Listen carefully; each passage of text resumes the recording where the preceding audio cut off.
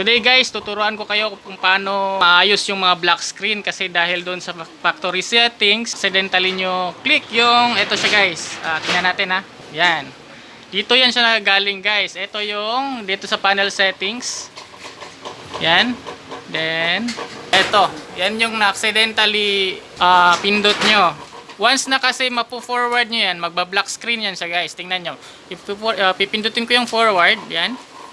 Automatic yan siya mag-black screen guys. Kung naganyan nyo yan guys, huwag kayong mabahala. Ang gagawin nyo lang is, ipo-forward nyo lang. Pag forward nyo, dapat nandyan na yan. So ganyan lang. Ang problema natin ngayon is, dahil nagka-panic kayo, in-off nyo, then tanggal nyo sa saksakan, then restart kayo, yan, wala nang malabas. So ito yun guys, tuturuan ko kayo. Ang mangyayari nito guys is, parang nagko-control kayo ng isang unit na naka-blindfold. First, dapat i-exit nyo lahat. Or halimbawa, kung saan ba kayo nakapunta na sources like dito, VGA ba, halimbawa ganyan, tapos na-block. Kahit saan, pwede yan siya guys. Ito, ang gagawin natin, like nito, dapat mak-communicate kasi natin yung factory mode. Diba, ang factory mode is menu 1147. Menu 1147. So yan guys, diba, lumabas. So yan lang yung ulit-ulitin natin. Pero hindi pa yan yung ituturo ko. So punta lang tayo na kahit saan. Halimbawa, nandito na tayo. Siyempre, hindi nyo naman makikita. Kung saan kayo ngayon, just leave it there. And then, exit lang kayo guys. Yan, exit. Next, dapat yung pagpindot nyo ng remote control is may 1 seconds na interval, okay? Pindot tayo ng menu.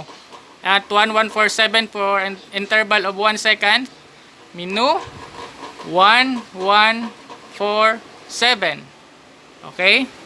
Yan, hindi nyo yun nakikita guys. Tapos pindot kayo ng down for 7 times. 1, 2, 3, 4, 5, 6, 7. After nyan guys, 7 na, stop na kayo. Then, pindot kayo ng enter. Okay? Once na makapindot na kayo ng enter, pipindot na naman kayo ng down for 8 times. 1, 2, 3, 4, 5, 6, 7, 8. So, 8 na tayo guys. Ang next niyo na pipindutin guys is forward na or left. Sa inyo kasi naka-on yan siya, i-right nyo. Okay? Pindutin nyo kayong right. Sa akin, halimbawa ganito sa akin, ile-left ko para mag-block. Yan. I-right ko para magbalik siya sa dati. So, kayo, magra-right kayo para ma-off. So, yan lang guys. Dapat yun lang yung pipindutin nyo. Huwag kayong mabahala kung ano yung nangyayari sa TV. Basta tama lang yung pagkapindot nyo. Ulitin natin. Menu 1147. Tapos down 7 times. And then down ulit. Enter. Then down ulit for 8 times. Then right. So dapat babalik na yun siya guys sa normal niya na screen. Okay? Ulitin natin guys. Exit tayo. Menu 1147. Dapat wala tayong nakikita ha. Tapos 7 times na down.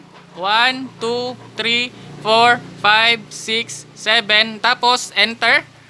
Then 8 times na down. 1, 2, 3, 4, 5, 6, 7, 8. Then forward. Pag forward nyo yun guys, dapat nakabalik na yun sa dati. So yan lang guys. Kung nagustuhan nyo yung video na to, don't forget to subscribe to my channel and please put thumbs up kung okay sa inyo. Kung hindi naman, okay lang, put the thumbs down.